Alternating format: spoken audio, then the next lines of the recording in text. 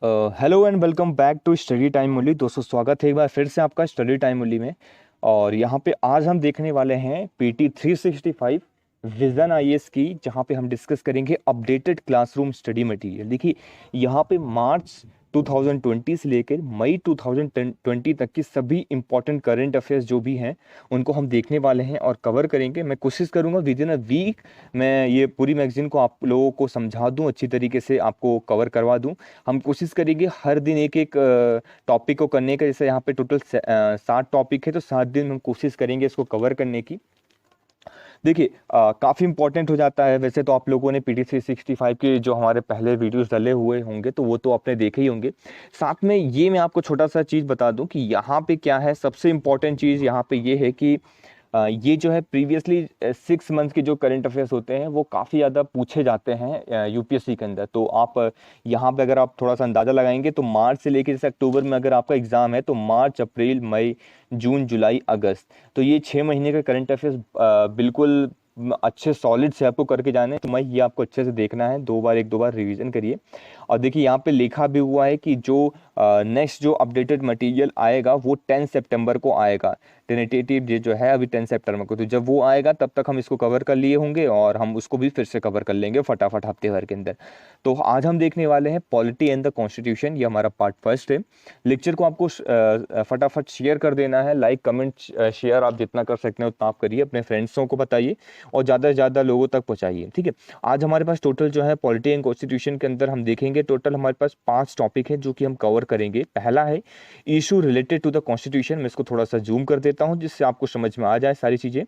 Issue related to the constitution जैसे कि right to property क्या है, ये किस चीज़ में है, कैसा चीज़ें हैं, वो चीज़ हम डिस्कस करेंगे। Then reservation in schedule areas, Jammu and Kashmir, domicile rules को डिस्कस करेंगे। कॉन्स्टिट्यूशनल आर्टिकल इन न्यूज़ में जो जो है वो डिस्कस करेंगे।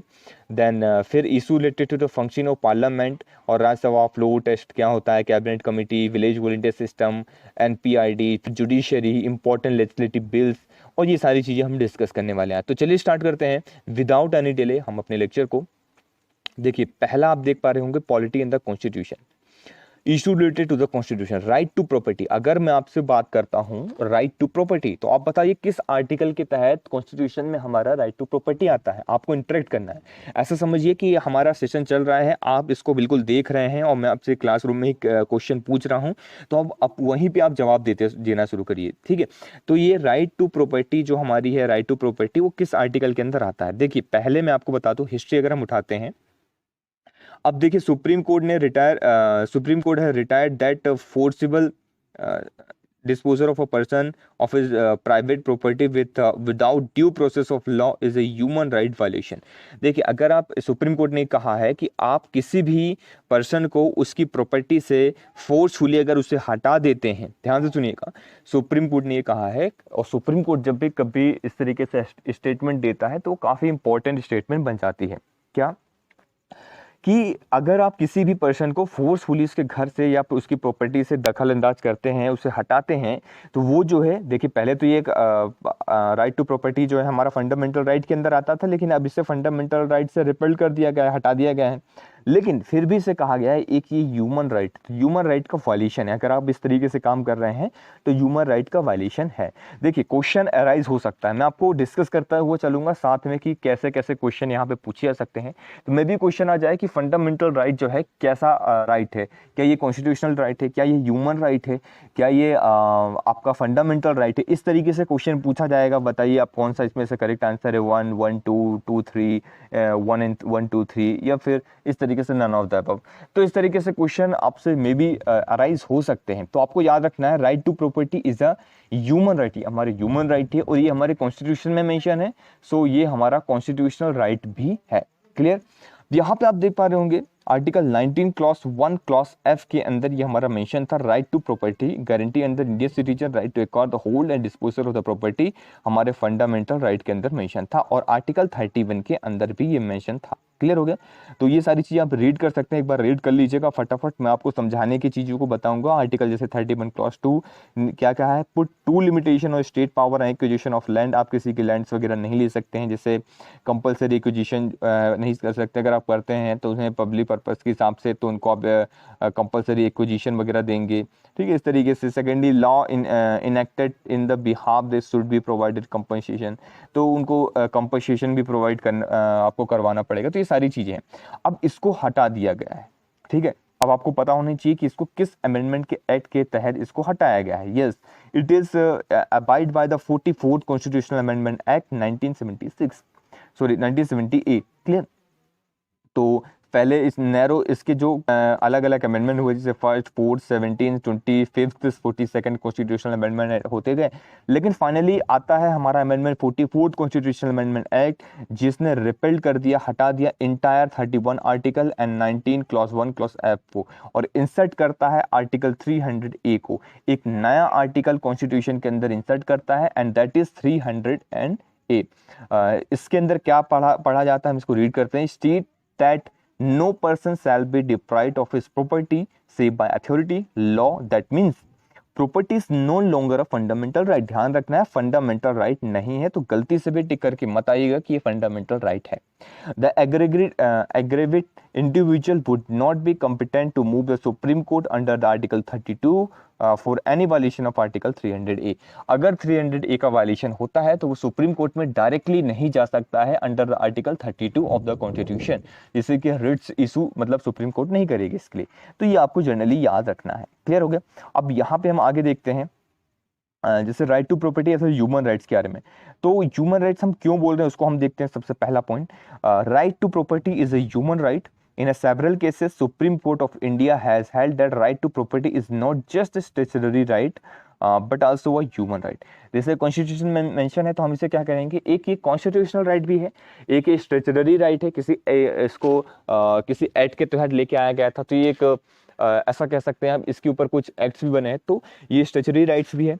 और universal declaration of human right, that means United Nation का जो NHRC national human right commission के तहत ये एनेक्ट होता है 1948, universal declaration of human right under the section 17 clause 1 and clause 2 also recognise that right to property क्या है, हमारा एक ह्यूमन राइट है, ठीक है। मानवाधिकार मतलब मानव होने की वजह से जो हमें अधिकार मिलते हैं, ह्यूमन होने की वजह से जो अधिकार मिलते हैं उसे हम ह्यूमन राइट कहते हैं। Everyone has a right to own property alone as well as in association with others, no one shall be arbitrarily deprived of his property। तो ये आपको याद रखना है, ठीक है। चलिए आगे चलते हैं। रिजर्वेशन इन शेड्यूल एरियाज के बारे में हम डिस्कस करते हैं। अब शेड्यूल एरियाज में रिजर्वेशन की बात की जा रही है, तो मैं आपको फटाफट पहले एक ओवरव्यू दे देता हूँ कि इसके अंदर जनरली बातें क्या की जा रही है। जनरली क्या हो रहा है कि सुप्रीम कोर्ट ने अभी 5 जज की कॉन्स्टिट्यूशनल बेंच बैठी थी, उसने मना कर दिया है कि 100% रिजर्वेशन कहीं पे भी किसी भी एरिया में आप नहीं दे सकते हैं। क्या हुआ था कि कुछ स्टेट से जैसे कि आंध्र प्रदेश हो गया, तो उन्होंने कहा कि कुछ एरिया के अंदर जहाँ पे शेड्यूल एरिया से, तो वहाँ पे हम क्या करते हैं 100% जो है रिजर्वेशन दे देते हैं किसी पर्टिकुलर जैसे SC और ST को शेड्यूल एरिया के अंदर। तो वो यहाँ पे मना कर दिया कि 100% तो आप रिजर्वेशन नहीं दे सकते, ऐसा गलत है, ये अनकॉन्स्टिट्यूशनल है। तो यही सारी चीज़ें इसके अंदर बात की जा रही है कि 100% रिजर्वेशन नहीं दे सकते हैं, और क्या है वो सारी चीज़ें। अब इसमें कुछ हमने बात की जैसे कि earlier in 1986 the governor of Andhra Pradesh is exercise the power under the 5th schedule, also directed the post of the teacher in the educational institute in the scheduled tribal area of the state to not reserve in the scheduled tribes. तो यहाँ पे ये case बताया गया है कि 1986 में governor of Andhra प्रदेश ने ये एक्सरसाइज किया था पावर अंडर 5th शेड्यूल के अंदर, 5th शेड्यूल के अंदर ये एक्सरसाइज किया था कि क्या होता था कि 5th शेड्यूल, आप पहले चलिए कमेंट सेक्शन में बताइए 5th शेड्यूल के अंदर क्या क्या आता है, ठीक है।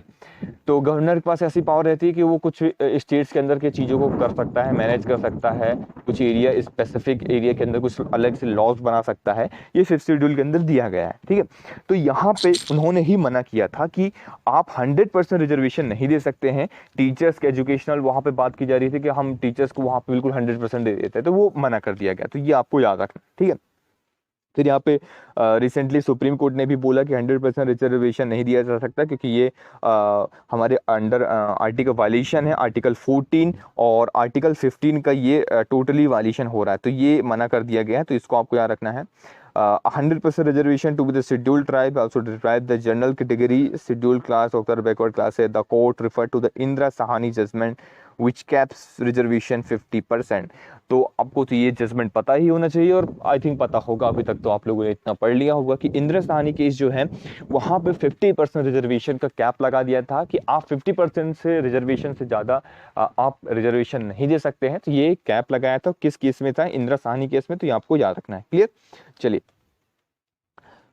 आगे चलते हैं, हम यहाँ पे देखते हैं। It also said the modification exception कुछ गवर्नर के जो है किया जा सकता है 5th शेड्यूल के अंदर, पर 100% तो नहीं है। ठीक है, अब हम देखते हैं 5th schedule of the constitution की हम बात करते हैं। मैंने आपसे अभी पूछा था 5th शेड्यूल क्या है, चलिए मैं आपको यहाँ पे बता देता हूँ। The 5th schedule under article 244 of the constitution contain the provision regarding the administrative of the schedule area other than north east state. याद रखिएगा 5th शेड्यूल जो है, और एक आता है एक तरीके से आप समझ लीजिए यहाँ पे आर्टिकल 244 के तहत गवर्नर को पास ऐसी पावर है कि कुछ ऐसे एडमिनिस्ट्रेटिव एरिया है, शेड्यूल एरिया है, वहाँ पे वो अपने रूल्स रेगुलेशन बना सकते हैं, कुछ अलग से चीज़ों को कर सकते हैं, लॉ कर सकते हैं। आप नॉर्थ ईस्ट रीजन को इंक्लूड नहीं करना है आपको, ठीक है, क्योंकि वहाँ पे भी कुछ स्पेशल रीजन है, लेकिन वो किसी दूसरे शेड्यूल के अंदर है, वो किस शेड्यूल के अंदर है ये आपको कमेंट सेक्शन में बताना है। क्लियर?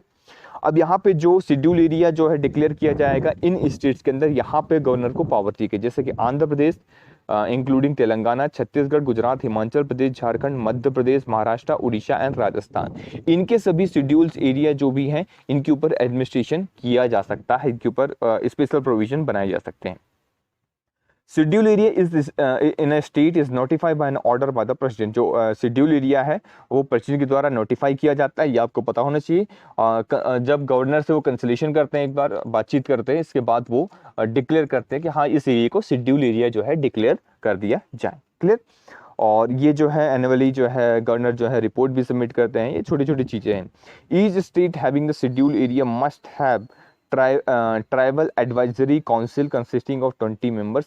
हर एक स्टेट के पास, जिस स्टेट के पास जहाँ जहाँ पे शेड्यूल एरिया है वहाँ पे 20 मेंबर की एक ट्राइबल एडवाइजरी काउंसिल बनना होना जरूरी है। ठीक है, काफ़ी इंपॉर्टेंट पॉइंट्स आप याद रखिएगा। ठीक है, और ये सारी चीज़ें हैं कि तो आप एक बार देख लीजिए। The governor is empowered to direct the particular law, कुछ भी इंप्लीमेंट करवा सकता है, कुछ जैसे कि कुछ लॉज बनते हैं हमारे पार्लियामेंट के अंदर, स्टेट लेजिस्लेचर के अंदर, तो गवर्नर की पावर से गवर्नर क्या कर सकता है, उसे मॉडिफाई करके उस लॉ को इंप्लीमेंट कर सकता है। सपोज उसको मॉडिफाई कर दिया, उस लॉ को कुछ उसमें चेंजेस कर दिए, या फिर पूरी तरीके से चेंजेस कर दिए, एक्सेप्शन केसेस में वो वहाँ पे एप्लीकेबल करवा सकता है उस एरिया के अंदर। क्लियर? तो ये सारी चीज़ें, ये गवर्नर के पास थोड़ा सा पावर है।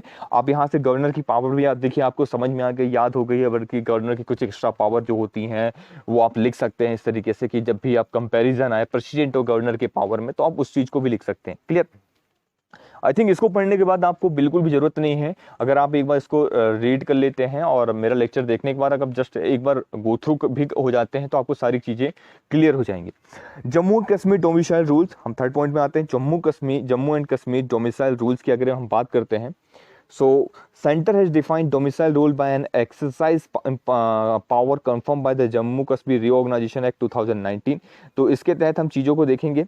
जो पहले था क्या था, अधिक से इसमें रटने वाली ऐसा कुछ खास चीज़ नहीं है, समझाने वाली कुछ चीज़ों को याद करने वाली चीज़ें हैं। तो इसमें आप क्या करिए, इसको एक बार नज़र मान लीजिए कि पहले क्या था और अब क्या। जैसे कि पहले जो था under the law domicile have been defined, जो domicile define anyone who is registered for the period of 15 years of UT in Jammu Kashmir, study for a period of 7 years, appeared in a class 11-12 की examination अगर किसी ने दिया है, अभी ये चीज़ है। तो अभी के रूल्स आपको याद रखने हैं। ठीक है, तो पहले के तो पता है 370 धारा थी, कोई नहीं जा सकता था, मतलब जा सकता था पर रेसिडेंस एरिया नहीं ले सकता था, वहाँ पे खरीद नहीं सकता था, वो सारी चीज़ थी।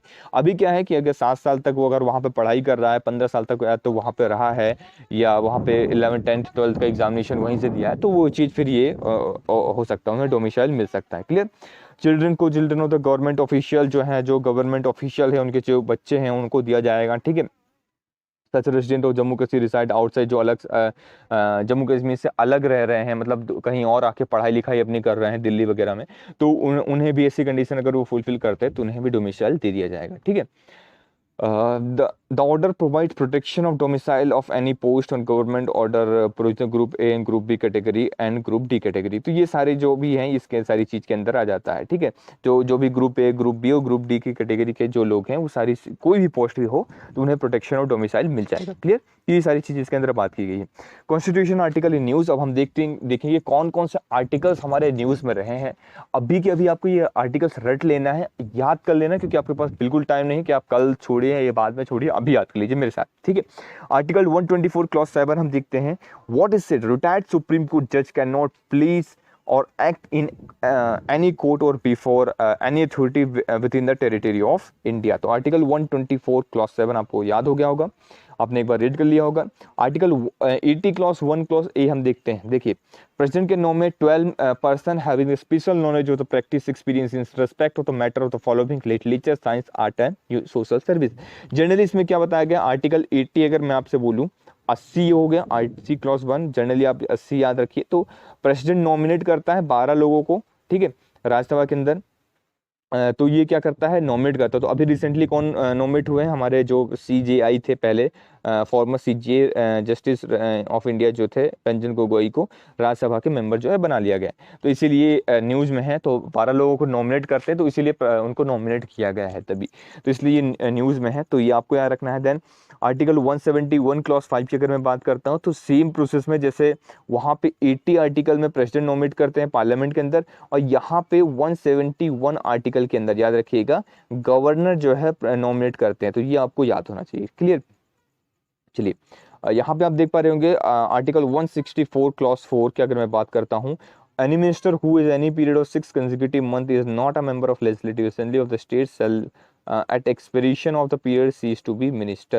तो ये आप एक बार रीड कर सकते हैं, इसको आप पढ़ सकते हैं, क्योंकि न्यूज़ में है तो ये इंपॉर्टेंट आर्टिकल्स आपके लिए हो जाते हैं। Article 142 it allow the supreme Court to pass an order necessary for doing the complete justice in any cause और मैटर। तो आर्टिकल 142 के तहत जो है सुप्रीम के पास एक पावर है इस तरीके से करने की, वो कुछ भी इस तरीके से ऑर्डर पास कर सकता है, ठीक है। तो ये सारी चीज़ें थी जो आज के लेक्चर हमने डिस्कस करी अभी तक हमने। और देखिए 1.2 में हम पहुंचते हैं। हमने 1.1 कवर कर लिया, अब हम 1.2 देखें, issue related to the function of parliament. अब हम देखेंगे राज्यसभा के इलेक्शन, ठीक है, फ्लोर टेस्ट कैसे हो सकता है, होता है, क्या होता है, कैबिनेट कमेटी हम देखेंगे। देन हम देखेंगे विलेज वॉलंटियर सिस्टम क्या है, नेशनल पंचायती राज डे NPRD कब से स्टार्ट हुआ, कैसे चल रहा है, क्या है इसके अंदर, वो सारी चीज़ देखेंगे। ऑनलाइन जस्टिस फिर जो हमारा जुडिशियरी आ जाएगा उसको हम देखेंगे। चलिए स्टार्ट करते हैं फटाफट, है ना। तो सबसे पहले हम देखते हैं कि राज्यसभा इलेक्शन क्यों है, न्यूज़ में क्यों है। जनरली अभी इलेक्शन होने थे पर इसको टाल दिया गया है। क्यों टाल दिया गया है? बिकॉज ऑफ द, आप सब लोग जानते हैं, कोविड-19 की वजह से। तो इसकी वजह से ये सबसे पहले हम देखेंगे तो सेक्शन देखेंगे, सेक्शन 153 के अंदर ये चीज़ मेंशन है of the RPA representation of people act 1951 के अंदर सेक्शन 153 आपको याद रखना है। क्वेश्चन इस तरीके से अराइज होता है। पिछले लेक्चर में मैंने आपको बताया था कि किस तरीके से सेक्शंस होते हैं, कौन कौन से इंपॉर्टेंट सेक्शन है रिप्रेजेंटेशन ऑफ पीपल एक्ट के, नोट डाउन भी करवाया था। तो आप लोगों ने थिंक आप लोगों ने कर लिया होगा वो सारी चीज़ें। यहाँ पे आप देखिए इसके तहत क्या किया गया है, इसको पावर है इलेक्शन कमीशन ऑफ इंडिया को, कि इलेक्शन कमीशन ऑफ इंडिया क्या कर सकती है, एक्सटेंड कर सकती है डेट को, टाइम पीरियड को, ठीक है। तो वही सारी चीज़ें इसके अंदर की गई है कोविड-19 की वजह से, पब्लिक इमरजेंसी की वजह से, यहाँ पे हेल्थ इमरजेंसी की वजह से। अब इलेक्शन तो राज्यसभा की अगर मैं बात करता हूँ, at present Rajya Sabha has 245 members. Of these 12 are nominated by the president and remaining are representative of state and UTs। आप सभी लोगों को चीज़ पता है, अभी हमने डिस्कस करी। 12 जो है रिप्रेजेंटेटिव होता नॉमिनेट किए जाते हैं प्रेसिडेंट के द्वारा, और 245 टोटल सभी यहाँ पे मेंबर्स हैं। आप सब लोगों को ये चीज़ पता है। 4th schedule of the constitution के अंदर मेंबर है, आप सभी लोग जानते हैं। Allocation of the seat in the Rajya Sabha क्या है, शेड्यूल नंबर 4। देखिए हमने अभी रट लिया, 4th शेड्यूल रट लिया हमने, 5th शेड्यूल रट लिया, ठीक है। और अभी 2 शेड्यूल तो हमको याद ही हो गए फटाफट। देखिए इस तरीके से आप चीज़ों को रिवाइज कर सकते हैं अगर आपको याद है तो, ठीक है। Minimum age of the member of the Rajya Sabha कितनी है, 30 ईयर्स है, और लोकसभा के लिए कितनी है, 25 ईयर्स है। देखिए आप ऐसा याद रख सकते हैं, मिनिमम एज की Rajya Sabha is the upper house of the parliament, so इसकी जो एज है, एज लिमिट भी थोड़ा सा ज़्यादा होगी तो 30 ईयर्स हो गई। Lok Sabha is the lower house of the parliament, इसकी एज लिमिट थोड़ा सा कम होगी, कितनी, 25 ईयर्स, ठीक है। Representation of people of state in Rajya Sabha अलग मिल के आते थे, इलेक्ट होके आते हैं, और डायरेक्ट इलेक्शन नहीं होता, इनडायरेक्ट इलेक्शन होता है।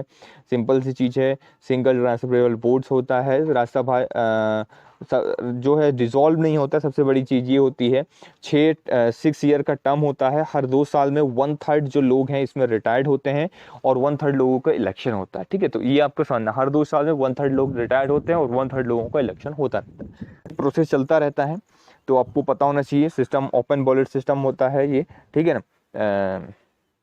क्लोज बैलेट सिस्टम नहीं होता है। ठीक है, NOTA does not apply, NOTA वगैरह जो है यूज़ नहीं किया जाता, ये भी आपको पता होना चाहिए। क्वेश्चन अगर अराइज हो जाए कि बताइए नोटा का यूज़ किस इलेक्शन में नहीं किया गया रिसेंटली, तो आपको इस तरीके से पता होना चाहिए कि कहाँ नहीं किया जाता है नोटा का यूज़। ठीक है, फ्लोर टेस्ट में आते हैं, फटाफट देख लेते हैं। Supreme Court held the governor can direct floor test even while house is in session. तो जब हाउस सेशन में रहता है तो फ्लोर टेस्ट किया जा सकता है। सुप्रीम कोर्ट ने गवर्नर को क्या बताया है कि यहाँ पे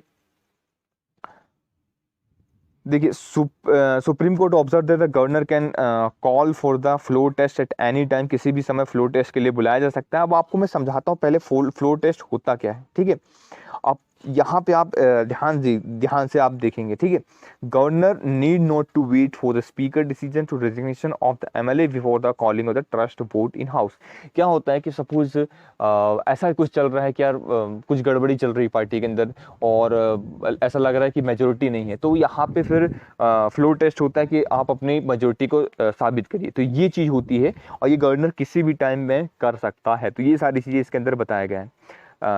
मेजोरिटी को टेस्ट करने के लिए, ऐसा समझ लीजिए फ्लो टेस्ट क्या है, मेजोरिटी को टेस्ट करने के लिए एक है। फिर जब डाउट होता है तो वहाँ पे ये चीज़ किया जा सकता है।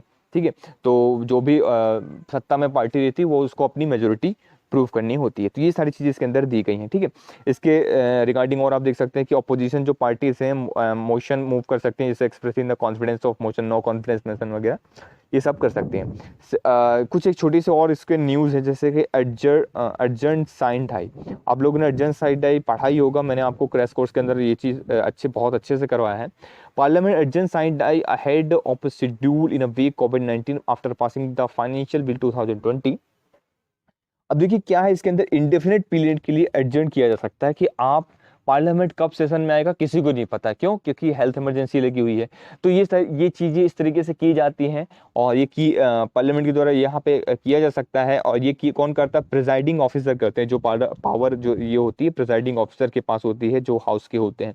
तो वो कब मीट करना है, कब वो करना है, वो ऐसा एग्जैक्टली डेट नहीं देते हैं, पर बोल देते हैं कि हाँ ठीक है, हम जब भी मुझे ऐसा सही लगेगा कि हाँ अब हालात सही हैं या फिर ठीक ठाक है, तो अब हम बुला लेंगे। ठीक है, नेक्स्ट हमारा है cabinet committee. Function of the two cabinet committee were Biden. तो 2 कैबिनेट कमिटी जो फंक्शन है उसको बड़ा कर दिया गया। तो हम देखेंगे कौन कौन सी है। जैसे कि पहला है government of the India transaction of business rule 1961।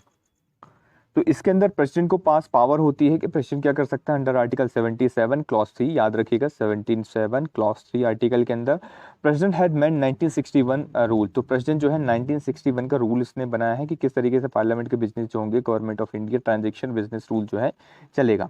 अब इसके अंदर हम देखें 2 कमेटी नई है हमारे पास। दीज 2 कमेटी व रिसेंटली जो है क्रिएट की गई है। Cabinet committee on investment and growth. आप दोनों को ध्यान रखिए, दोनों एक दूसरे से रिलेटेड हैं। Cabinet committee on investment and growth, किस तरीके से हम इन्वेस्टमेंट किए जाए और ग्रोथ की जाए। अब इन्वेस्टमेंट ग्रोथ क्यों करेंगे? एम्प्लॉयमेंट के लिए। तो जनरली क्या है, cabinet committee of the employment and skill generation. आप स्किल जनरेट करिए, एम्प्लॉयमेंट को बढ़ाइए, इन्वेस्टमेंट करिए, ग्रोथ करिए, यही हमारा मोटिव है। ये 2 कमेटी हमारी की गई है, cabinet committee on investment and growth and second one is cabinet committee on employment and skill generation. इसके अंदर जनरली एम्प्लॉयमेंट के अंदर पॉलिसीज प्रोग्राम जो है इस तरीके से बनाए जाएंगे। इसके अंदर भी अलग तरीके से किस तरीके से इन्वेस्टमेंट करना है, कहाँ इन्वेस्टमेंट करना है, कैसा क्या करना है, वो सारी चीज़ इसके अंदर देखी जाएंगी। तो जनरल से नेक्स्ट क्या है, छोटा सा है विलेज वॉलंटियर सिस्टम। आज जो है आंध्र प्रदेश के अंदर है। अगर आपसे कभी पूछ लिया गया कि विलेज वॉलंटियर सिस्टम कहाँ का है, तो आपको पता होना चाहिए किस स्टेट का है, आंध्र प्रदेश का है। क्लियर उन्होंने? ठीक है, इसके अंदर ऐसा कुछ खास नहीं है। विलेज सेक्रेटरीट की तरह जो है इसे सेटअप किया जाता है। 2000 जहाँ पॉपुलेशन ज़्यादा रहती है, जो यहाँ पे वॉलंटियर होते हैं उसको 5000 रुपये पर मंथ जो है दिए जाते हैं। जनरल चीज़ है। नेशनल पंचायती राज डे NPRD की अगर हम बात करते हैं, इट इज सेलिब्रेटेड ऑन 24 जुलाई को ये सेलिब्रेट किया जाता है 24 जुलाई को, याद रखिएगा 24 जुलाई को ये सेलिब्रेट किया जाता है national Panchayati Raj day, on which 73rd constitutional amendment act 1992 came into force in 1993। तो जो हमारा 73rd कॉन्स्टिट्यूशनल अमेंडमेंट एक्ट है 1992 का, जब वो फोर्स में आया था, वो कब आया था फोर्स में? 1993 में 24 अप्रैल के दिन ये फोर्स में आया था। इसलिए हम 24 अप्रैल को क्या मनाते हैं? नेशनल पंचायती राज डे। क्लियर हो रहा है आपको पॉइंट? चलिए यहाँ पे आप देखिए 2 scheme we are launch in NPRD. अभी 2 स्कीम लॉन्च की गई हैं जो आपको पता होना चाहिए स्कीम के बारे में। First one is E Gram Swaraj, help prepare execute gram panchayat development plan. जो है जो भी प्लान्स रहेंगे इसके अंदर रहेगा, तो ये डिजिटलाइजेशन की तरफ एक ग्राम पंचायत लेवल में डिजिटलाइजेशन की तरफ एक मूवमेंट है, हमारा मूव है जो आप लिख सकते हैं, ई ग्राम स्वराज। सेकेंड है स्वामित्व स्कीम। स्वामित्व आपको समझ में आ रहा है, खुद का स्वामित्व करना, ठीक है। Is launch in the pilot mode on 6 state of the main rural inhabited losing drone. Latest सर्वे जो है यहाँ पे किया जाएगा। जी जनरल चीज़ है जिसमें स्ट्रीमलाइन प्लानिंग होगी, रेवेन्यू कलेक्शन, प्रोवाइड क्लैरिटी, सारी चीज़ें इसके अंदर इंक्लूड रहेंगी। क्लियर? अप्लाइंग द लोन वगैरह किस तरीके से किया जाए, प्रॉपर्टी वगैरह, सारी इंपॉर्टेंट चीज़ें इसके अंदर से निकल के आ जाएंगी। जुडिशरी का हम देखते हैं यहाँ पे। अब देखिए जुडिशियल से रिलेटेड ऑनलाइन जस्टिस डिलीवरी की अगर बात की जाए, कोविड-19 की वजह से सारे कोर्ट सारी चीज़ें तो बन रही थी। अब इसलिए हमने क्या किया, ई कोर्ट का एक सिस्टम लेके आए। ई कोर्ट मतलब ऑनलाइन हम सारी चीज़ों को चलाएंगे, जो भी चीज़ें हो सकती हैं मैक्सिमम पॉसिबल उसमें, तो वो चीज़ हम यहाँ पे करने की कोशिश करेंगे। क्लियर? तो supreme court pass a direction of the all court across the use video conferencing for the judicial proceeding. तो जुडिशियल प्रोसीडिंग के लिए जो है वीडियो कॉन्फ्रेंसिंग की जाए। ई कोर्ट मिशन मोड प्रोजेक्ट लेके आया गया, पैन इंडिया में यहाँ पे मॉनिटर किया गया। लॉ जस्टिस जो भी सारी चीज़ें हैं इसके अंदर हैं, ठीक है। किस तरीके से आप जजमेंट देंगे, किस तरीके से चीज़ें चलेंगी, लॉ जस्टिस जो है बरकरार रहे, इसके लिए ये चीज़ लेके आई गई है। Clear? E court service mobile application भी है इसका। E court national portal has also been develop, जो है डेवलप किया गया है। नेशनल जुडिशियल, अब यहाँ पे आप ये चीज़ जरूर याद रखिएगा, नेशनल जुडिशियल डेटा ग्रिड यहाँ पे वेब पोर्टल रहेगा, सारा डेटा रिलेटेड जो भी इंफॉर्मेशन इसके अंदर रहेगी। जुडिशियल सर्विस सेंटर इसके अंदर रहेगा, ठीक है। Establishment of all computerise court वगैरह, single window and filing petition जो रहेगा, एक ही विंडो से आप पिटीशन वगैरह फाइल कर सकते हैं, ऑनलाइन सारी चीज़ें कर सकते हैं, ठीक है। तो ये सारी चीज़ें हैं, ऐसा कुछ रटने की जरूरत नहीं है। आप पेपर आप जर्नली रीड देख लेंगे तो आपको समझ में आ जाएगा। E committee on the supreme court बनेगी, कमिटी बनेगी, जो भी होगी सारी चीज़ें इलेक्ट्रॉनिकली होगी, मतलब इंटरनेट के थ्रू सारी चीज़ें डिलीवर की जाएंगी। तो ये काफ़ी इंपॉर्टेंट है। आपका जो खर्चा था आने जाने का और टाइम था, वो सारी चीज़ यहाँ पे अब बढ़ गई है। अब आगे देखेंगे कि आफ्टर कोविड-19 क्या होता है, इसका क्या इंपॉर्टेंट चीज़ें निकल के आती हैं, किस तरीके से ये चलेगा या क्या होगा, वो सारी चीज़ें हम देखेंगे।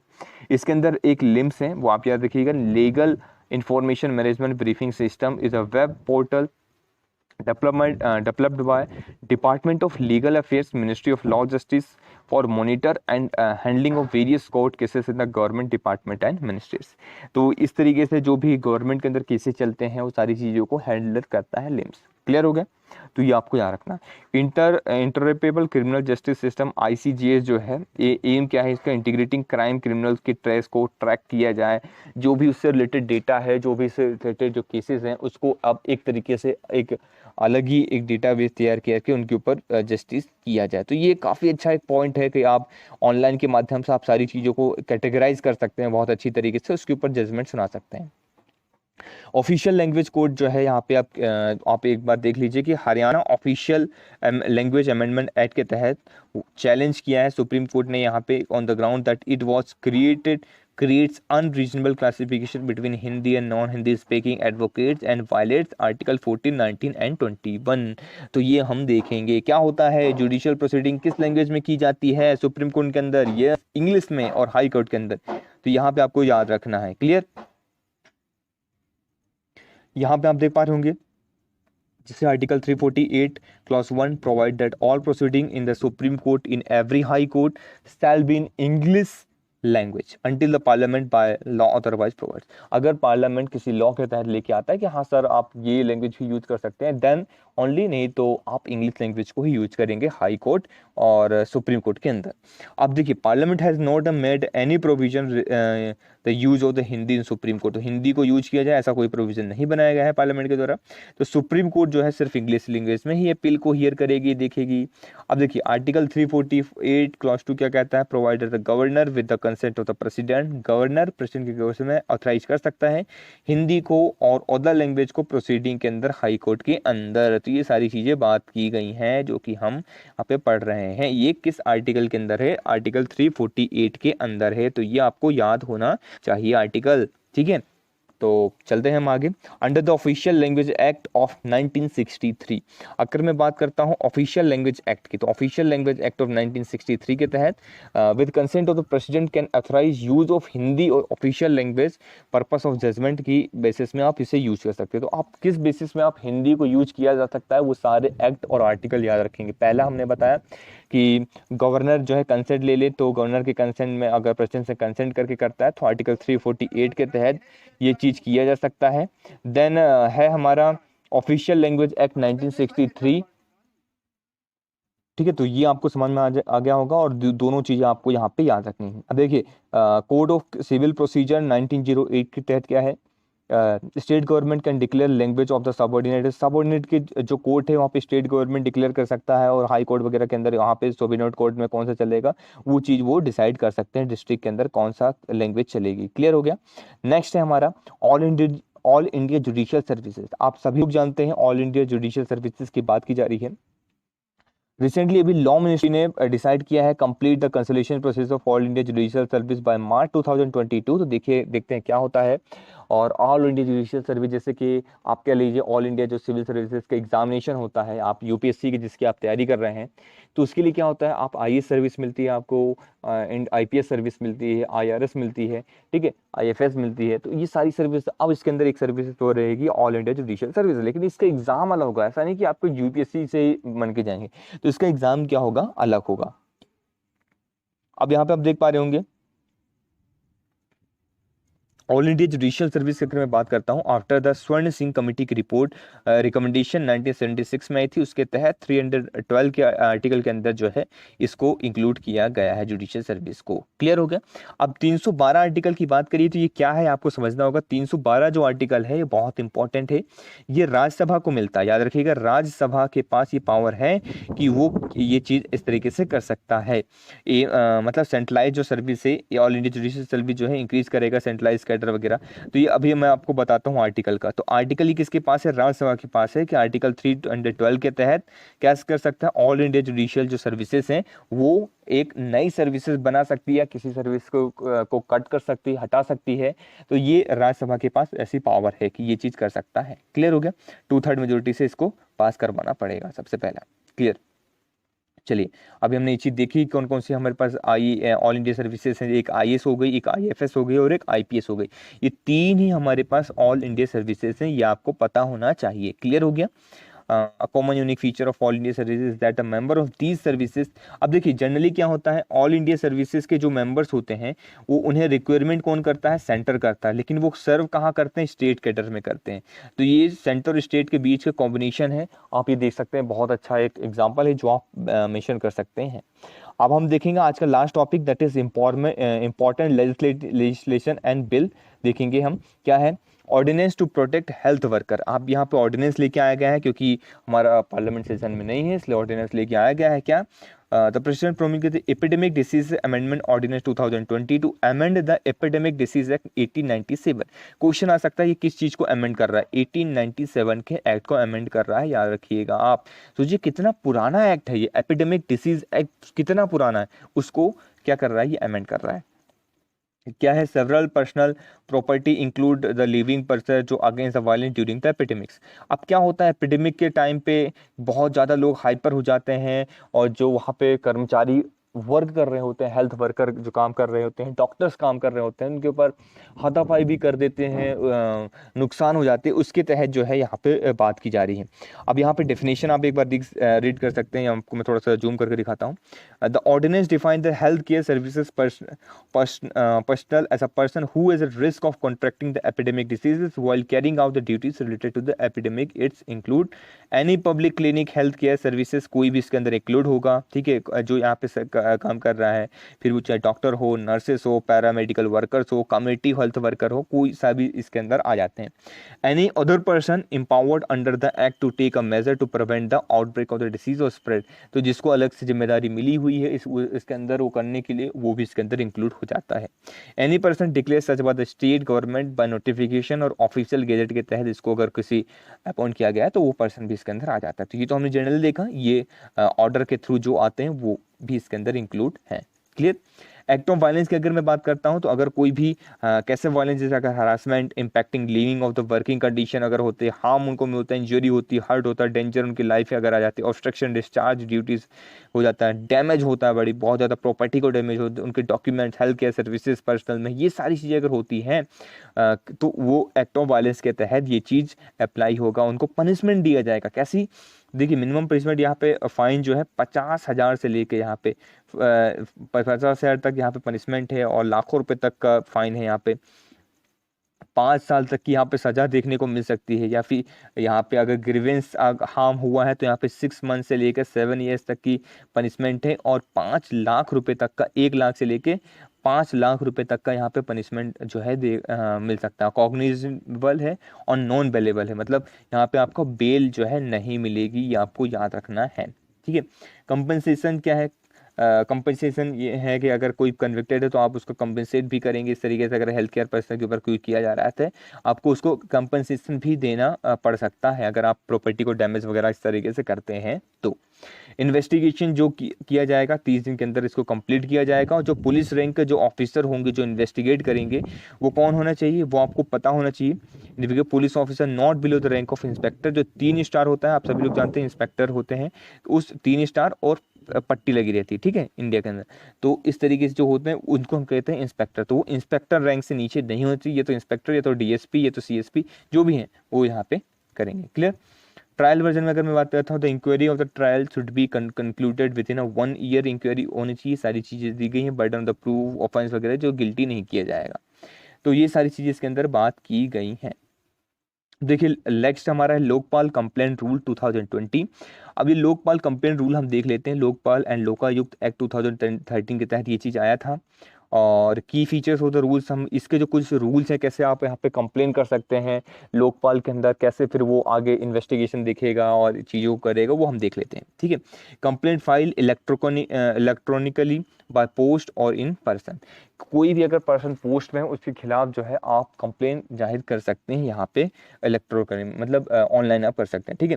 Full bench headed by the chairperson जो होगा यहाँ पे, compile file against the sitting of the former PM of admission stage where at the 2/3 approve of inquiry, अगर जो भी मेंबर्स हैं चेयरमैन के साथ 2/3 मेजोरिटी से अगर पास होता है तो पीएम के खिलाफ यहाँ पे कंप्लेन जो है, जो भी अगर कोई पीएम के खिलाफ कंप्लेन कर रहा है तो इस तरीके से अगर 2/3 को साथ देना होगा, ठीक है, अगर वो पास होता है और चेयरपर्सन के साथ, तो यहाँ पे उसकी इंक्वायरी स्टार्ट होगी। ऐसा नहीं कि किसी ने भी कुछ भी कंप्लेन कर दी और वो शुरू हो गया, ठीक है, तो ये चीज़ नहीं होगी।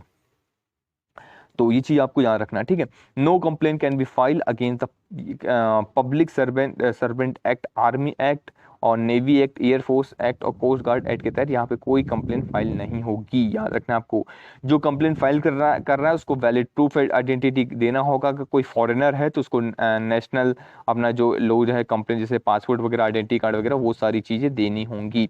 Identity and complain of the accuse officer will be protected, जो आइडेंटिटी होगी उसको प्रोटेक्ट करके रखी जाएगी। ऐसा नहीं कि आपने कंप्लेन कर दी और पता चला दूसरे दिन आपको गायब कर दिया गया और आपको पता चल गया कि यार किसने कंप्लेन की है, क्या है, तो ये सारी चीज़ें नहीं होंगी। अब ये आपकी आइडेंटिटी को प्रोटेक्ट रखा जाएगा। कोई फॉल्स अगर आप कंप्लेन करते हैं या कोई भी कंप्लेन करता है तो उसके लिए सज़ा है, इम्प्रिजनमेंट देखने को मिल सकती है, विच में भी एक्सटेंड टू 1 साल तक के लिए हो सकती है, या फिर 1 लाख रुपए तक का फाइन हो सकता है। Complain can be made in any language in 8 schedule, किसी लैंग्वेज में कंप्लेन की जा सकती है जो हमारे 8 शेड्यूल के अंदर मेंशन है। क्लियर हो गया? चलिए बताइए कमेंट सेक्शन के अंदर 8 शेड्यूल के अंदर कितनी लैंग्वेजेस मेंशन है, तो ये आपको बताना है कितनी लैंग्वेज है। नाम तो अगर बता सकते हैं तो बहुत वेल एंड गुड, बहुत अच्छी बात है, लेकिन कितनी है वो आपको बताना है। क्लियर? अब यहाँ पे हमारा आज का लास्ट टॉपिक है अदर इंपॉर्टेंट न्यूज़ के अंदर हम देखेंगे कुछ छोटी छोटी न्यूज़ है, उसको यहाँ पे आप फटाफट देख के खत्म कर लेते हैं। जैसे कि बीओसी देखिए इतना ज़्यादा इंपॉर्टेंट नहीं है, बस आप एक बार देख लेंगे मोर देन सफिशिएंट है। Ministry of information broadcasting issue a draft policy guideline implementing the social media platform bureau of outreach and communication centre. तो ये सारी चीज़ें कैसा पेड आउटरीच चलेगा, कैंपेन वगैरह चलेगा, वो सारी चीज़ें इसके अंदर सेटअप की गई हैं। इसको जो सेटअप किया गया है 2017 में सेटअप किया गया है। ठीक है, इंटीग्रेटेड रेस्टोरल एडवर्टाइजमेंट किस तरीके से होगा, विजुअली चलेगा, जो भी चीज़ चलती है ना कि यार कोई भी योजना आ रही है, कुछ भी हो जाए तो विजुअली आप देख रहे होंगे सोशल मीडिया वगैरह के अंदर चलते रहते हैं, आप लोगों को भी जानने को मिलता है। तो वही सारी चीज़ें इसके अंदर की जा रही हैं कि कौन इसको मैनेज करेगा, कौन इसका क्या रहेगा, वो सारी चीज़ इसके अंदर डिस्कस की गई। जैसे एजुकेटिंग पीपल हर एक तरीके से, जो रूरल एरिया के अंदर, जो अर्बन एरिया के अंदर चला रहे हैं, जहाँ तक वो चीज़ अच्छे से नहीं पहुँच पा रही है, अगर सपोज कोई सोशल मीडिया प्लेटफॉर्म से जुड़ा है, फेसबुक, व्हाट्सअप, इंस्टाग्राम, कहीं से भी चला रहा है, तो वहाँ तक उसको इन्फॉर्मेशन मिल जाए, तो वो सारी चीज़ें हैं उसकी है। और जो इसको हेड करेंगे वो डायरेक्टर जनरल डीजी रहेंगे, और with an officer of Indian information services x cadre personal इसके अंदर रहेंगे। ठीक है, इंडिया डेटा पोर्टल, अब देखिए इंडिया डेटा पोर्टल क्या है, इधर one step open data portal develop by the Indian school business ISP के द्वारा डेवलप किया गया है। क्वेश्चन यही अराइज हो जा सकता है कि इंडियन डेटा पोर्टल किसके द्वारा डेवलप किया गया है, आईएसपी मतलब इंडियन स्कूल ऑफ बिजनेस के द्वारा। इसका एम क्या है, collecting government data scattered across the multiple sources, हर एक सोर्सेस से स्कैटर करते हुए, उसको छानते हुए इस तरीके से कि हाँ ये चीज़ सही है, दोनों चीज़ों को मिलाते हुए एक डेटा यहाँ पे, ये चीज़ गवर्नमेंट के सभी डेटास को यहाँ पे कलेक्ट किया जाएगा। ठीक है, जो कि एक तरीके से हेल्प करेगा पॉलिसी बनाने में, और आगे जो भी जर्नलिस्ट हो गए, स्टूडेंट्स वगैरह के लिए, उनके लिए हेल्प होगा। ठीक है, first phase is the focus is on agriculture data के अंदर जो पहला फेज रहेगा वो फोकस किया जाएगा कि एग्रीकल्चर डेटा प्रोवाइड किया जाए कि कहाँ पे कितनी एग्रीकल्चर हो रही है, किस एरिया के अंदर कौन सी क्रॉप को ग्रो किया जा रहा है, कितना फ़ायदा कितना नुकसान हो रहा है, क्या सारी चीज़ें हैं, कितना पानी लग रहा है, क्या सॉइल की क्या है, क्वालिटी क्या है, वहाँ पे क्या न्यूट्रिशन है, वो सारी चीज़ यहाँ पे किया जाएगा। ठीक है, कितनी लैंड होल्डिंग है, सारी चीज़ें। ठीक है, वर्ल्ड प्रेस फ्रीडम इंडेक्स के बारे में हम डिस्कस कर लेते हैं। It is launch by the Paris based reporter without borders. तो रट लीजिए फटाफट, अभी याद कर लीजिए, वर्ल्ड प्रेस फ्रीडम इंडेक्स किसके द्वारा रिलीज़ किया जाता है। तो आई थिंक आप लोगों ने चीज़ कर ली होगी और आप इसको जरूर करिए। ठीक है, नॉन प्रॉफिट ऑर्गेनाइजेशन है ये, Paris based report without borders. ठीक है, मतलब ऐसा याद रखिए, आपको मैं अगर लिंक दे दूँ को प्रेस है, प्रेस की फ्रीडम है, तो उस पर कोई बॉर्डर नहीं लगा होता, तो बॉर्डर वाला आंसर टिक करके आ जाएगी, पेरिस पे रिपोर्टर्स विदाउट बॉर्डर्स। ठीक है, document and combat attack on journalist around the world, अगर कहीं पे जर्नलिस्ट में अटैक होता है, कुछ इस तरीके से चीज़ें होती है, तो उसके ऊपर ये रैंकिंग जो है निकालते हैं। जैसे इसमें नॉर्वे को पहली रैंक मिली है 180 कंट्रीज में से, और इंडिया की जो रैंकिंग है 142nd है, जो कि बहुत ज़्यादा बेकार रैंकिंग है, drop by the 2 places last year. तो पिछले साल से 2 प्लेस जो है नीचे जा चुकी है, पहले हमारा 140 रैंकिंग थी पिछले साल, इस साल हमारी रैंकिंग 142 हो गई है। मतलब हमारा जो मीडिया है वो अपना इतना इंडिपेंडेंट नहीं है, ये चीज़ यहाँ पे दिखाई जाएगी वर्ल्ड प्रेस फ्रीडम इंडेक्स के तहत। क्लियर होगा? तो ये चीज़ें आप मेंस आंसर राइटिंग में भी पुट अप कर सकते हैं। जब भी आपको लगे कि आपको ये चीज़ याद है तो प्री की चीज़ें आप उठा के वहाँ रख सकते हैं, और प्री के ऊपर डायरेक्टली क्वेश्चन पूछा जा सकता है। वर्ल्ड प्रेस इंडेक्स किसके द्वारा रिलीज की जाता है, और इंडिया की क्या रैंकिंग है, फर्स्ट रैंकिंग कितनी है, क्या पिछले साल से रैंकिंग गिरी है या उठी है, कितने प्लेसेस गिरी हैं, 2 प्लेस गिरी है, 142 रैंक इस बार हो चुकी है, पिछली बार 140 रैंक थी। ठीक है, और बॉर्डर जो है अपने को मैंने आपको बताया कि फ्रीडम बॉर्डर, ठीक है, प्रेस, तो आपको याद हो गया होगा। तो ये सारी चीज़ें थी आज के लेक्चर में। नेक्स्ट लेक्चर में हम देखेंगे international relation and security. IIS से रिलेटेड जितने भी आर्टिकल्स हैं इसको हम एक तरफ से इसको डिस्कस करेंगे इस नेक्स्ट लेक्चर में। तब तक के लिए पढ़ते रहिए और घर पे बने रहिए, बिल्कुल थोड़ा सा सेफ रहिए, कोशिश करिए, और लेक्चर को शेयर करते रहिए, मैक्सिमम लोगों तक ये बेनिफिट पहुंचाइए, जिससे ज़्यादा से ज़्यादा लोगों का हेल्प हो सके। जो स्टार्टिंग कर रहे हैं प्रिपरेशन अपनी, उनके लिए काफ़ी ज़्यादा एक कह लीजिए कि आप ये वरदान है, अगर वो चीज़ को सुनते भी हैं, अगर इसके नोट्स नहीं बना पा रहे हैं, जनरली अगर आप सुन भी रहे हैं तो आपके लिए बहुत हेल्पफुल होगा। सो लेक्चर को यहीं पे समाप्त करते हैं। Thank you very much for the discussion.